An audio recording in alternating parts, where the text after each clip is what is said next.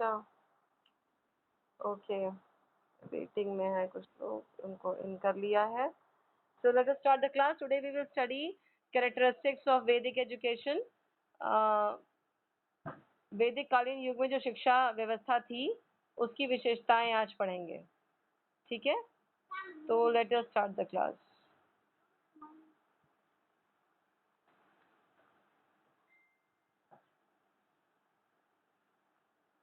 चलो पहली विशेषता पढ़ते हैं। पहली है वैदिक कालीन युग में जो पहली विशेषता है वो है कि study of Vedas main M था वैदिक एजुकेशन में। जो उस समय जो गुरु अपने शिष्यों को बताते थे, पढ़ाते थे, वो वैदिक एजुकेशन में वेदास की ही उनको नॉलेज दिया करते थे। तो ये उसका मेन एम था और सबसे इम्पोर्टेंट ऋग्वेद था जिसको मेनली वो वैदिक एजुकेशन के समय में पढ़ाया जाता था। ठीक है। दूसरा था कि जो स्टूडेंट्स थे वो ज़्यादातर समय सेल्फ स्टडी में, थिंकिंग में और मेडिटेशन में बिताते थे। Self study, thinking and meditation. और जो नॉलेज थी वो बहुत इम्पोर्टेंट पार्ट प्ले करती थी। दुनिया में और जो चीज़ें थी उससे ज़्यादा वो अपना जो मनन, चिंतन और सेल्फ स्टडी करते थे उसके थ्रू वो नॉलेज को लेने की ज़्यादा कोशिश करते थे जो स्टूडेंट्स होते थे। तीसरा है इसकी विशेषता कि रिलीजन बहुत इंपॉर्टेंट थी उस समय वैदिक एजुकेशन में, और ये जो कोर्स हुआ करता था उसमें रिलीजन का एक विशेष स्थान हुआ करता था। वैदिक एजुकेशन में बहुत इंपॉर्टेंस दी गई है रिलीजन को। चौथा जो विशेषता है वो है कि जो भी शिक्षा दी जाती थी उसका जो मेन एम था वो था मोक्ष की प्राप्ति के लिए शिक्षा दी जाती थी। तो क्या क्या करना चाहिए, किस तरह का जीवन जीना चाहिए जिससे कि मोक्ष की प्राप्ति हो सके, इस पे फोकस था वैदिक एजुकेशन का। इसके अलावा जो टीचर था, जो गुरु हुआ करते थे, वो गुरुकुल और आश्रम में पढ़ाते थे अपने स्टूडेंट्स को। और जो स्टूडेंट्स थे वो गुरु के साथ रहते थे, सिंपल लाइफ जीते थे और उसी तरह से अपना जीवन बिताते थे जैसा उनको आश्रम में की व्यवस्था में मिलता था। तो पूरी तरह से वो डेडिकेटेड, डिवोटेड होते थे अपने गुरुज के लिए और गुरुकुल में उसी तरह का जीवन यापन करते थे जैसा उनको गुरु के साथ मिलता था। तो ये भी उसकी एक विशेषता है।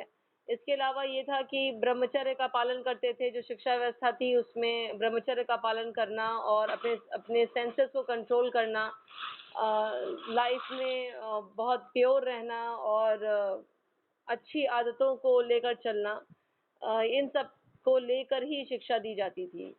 ये भी था। साथ में एजुकेशन फ्री थी उस समय। शिक्षा सबको फ्री ऑफ कॉस्ट मिलती थी, कोई पैसा उसके लिए चार्ज नहीं होता था।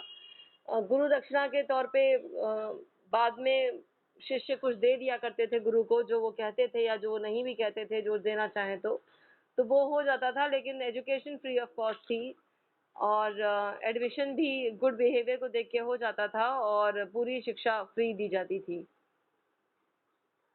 उसके अलावा स्टूडेंट्स बहुत अपने टीचर्स को रिस्पेक्ट देते थे, बहुत डिवोटेड होते थे। और टीचर स्टूडेंट रिलेशनशिप के बारे में थोड़ी सी पहले बात कर चुके हैं, वो बहुत अच्छी हुआ करती थी। टीचर्स की बहुत ज़्यादा इज्जत हुआ करती थी, बहुत सम्मान हुआ करता था वैदिक कालीन युग में। सबसे ज़्यादा अगर आप देखें वैदिक कालीन युग में ही टीचर्स को सम्मान दिया जाता था। उसके बाद थोड़ी सी व्यवस्था बदली है जहाँ पे भाई टीचर सेंटर्ड से स्टूडेंट सेंटर्ड एजुकेशन हो गई है, तो थोड़ा बहुत सोशल सेटअप भी बदला है। लेकिन गुरुकुल सिस्टम में टीचर सेंटर्ड ही थी एजुकेशन और सम्मान भी गुरु का ज़्यादा था।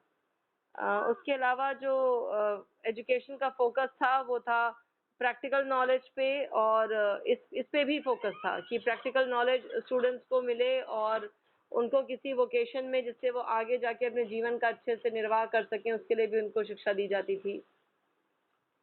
साथ में एजुकेशन जो दी जाती थी वो 1-to-1 टीचिंग के बेसिस पे होती थी। हर टीचर जो भी गुरु होते थे वो अपने स्टूडेंट्स को पढ़ाते थे। Teacher all round development of students पे फोकस करते थे।